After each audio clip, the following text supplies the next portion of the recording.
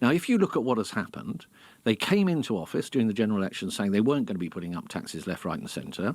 They promptly got elected, then did exactly that. They chose to go for a tax on jobs, which slowed the economy. They talked down the economy, I mean, all this fictitious £22 billion black hole and all of that stuff.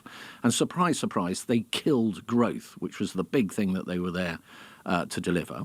The taxing and spending and borrowing, which has been going on a colossal scale now, almost back to the 1970s, has been pushing up inflation, as has the tax on jobs, because employers pass some of that on in terms of higher prices.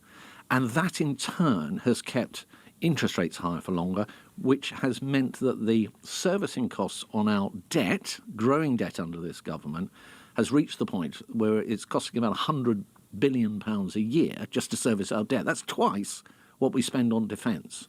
And when you get into that kind of scenario, you've got an economy that just isn't working for anybody. And it is of her making.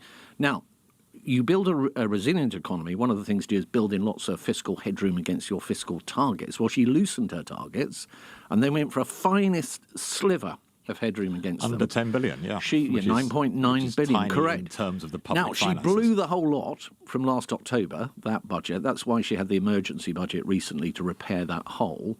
And what this report from the NIESR is saying is that she's likely to have substantially blown that headroom again. What that means is people are now saying, well, how's she going to fill that hole come the autumn? And the answer is probably tax increases.